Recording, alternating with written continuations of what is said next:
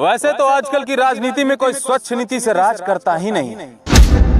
सभी एक ही सिक्के के दो पहलू हैं, एक ही थैली के चट्टे बट्टे हैं, और इसीलिए किसी भी राजनीतिक पार्टी और उससे जुड़े लोगों पर मुझे टिप्पणी करने का जी नहीं करता। लेकिन फिर भी अपने सत्ता की हनक से और अपने रसूख के दम पर जब भी कोई संवैधानिक एवं मानवीय मूल्यों का हनन करने पर उतारू हो जाता है, तब बोलना लाजमी हो जाता है।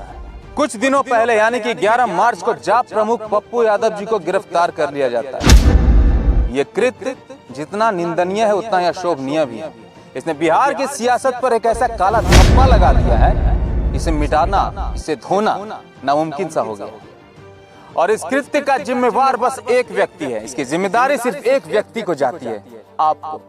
जी हाँ, आपको श्री नीतीश कुमार जी, आपको। हर राजनीतिक पार्टी और उससे जुड़े लोगों की तरह ही मैं पप्पू यादव का भी कभी समर्थक नहीं रहा, ना ही मेरी उनसे कोई वैचारिक समानता रही। लेकिन उन पर यह जुल्म जिस जुर्म के लिए हो रहा है ना, वो अशोभनीय है, अमानवीय है, यह कहने में मुझे कोई हर्ज नहीं। वैसे यहाँ बात केवल पप्पू यादव की नहीं है, ना ही मैं सिर्फ उनके लिए बोलने आया हूँ, बल्कि मैं उस सोच के खिलाफ बोलने आया हूँ जो अपने खिलाफ उठने वाली हर आवाज को कुचल देना चाहता है। मैं उस सत्ताधारी और उस तानाशाही रवैये पर बोलने आया हूं जो अपने बेईमान सत्ताधीशों के खिलाफ उठते हुए आवाज को कुचल देना चाहता है। मैं उन तमाम लोगों के लिए बोलने आया हूं जो दिन रात अपनी जान की परवाह किए बगैर लोगों की सेवा कर रहे हैं, मगर सरकार अपनी नाकामियों को छुपाने के लिए उनको जेल की सलाखों में कैद कर रही है।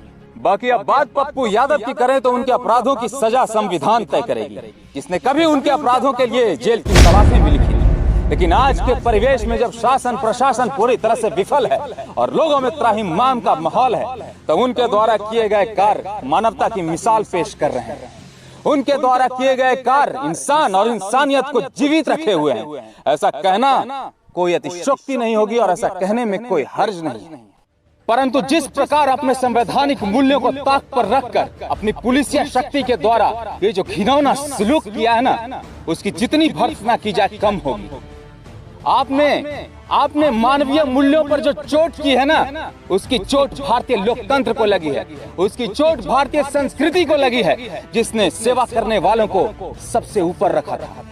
परंतु अफसोस, वैसे तो हम ज्यादा नहीं बोलेंगे, क्योंकि ज्यादा बोलेंगे तो ज्यादा बोल जाएंगे और फिर आप हम पर नयका कानून के तहत कार्रवाई कर दीजिएगा। इसीलिए नीतीश कुमार जी, नीतीश कुमार जी, आपने अपने कृत्यों से संविधान को जो छलनी किया है ना, उसके लिए हमारा और पूरे बिहार का लानत स्वीकार कीजिए और थोड़ा शर्म कीजिए। और अगर अपने कर्म पर शर्म आ जाए तो पप्पू यादव जी जैसे लोगों को छोड़ दीजिए, ताकि वो जेल से बाहर आकर उन लोगों की मदद कर पाए जहां आपका शासन, आपका प्रशासन, आप पहुंचने में विफल रह चुके हैं। क्योंकि वो बाहर आएंगे तो लोगों को खाना मिलेगा, पानी मिलेगा, एक उम्मीद मिलेगी, जिसे आपने और आपकी सरकार ने आज छीन लिया। और चलते चलते फिर से एक बार, हे मुख्यमंत्री महोदय जी, हमारा लानत भरा प्रणाम स्वीकार करिए।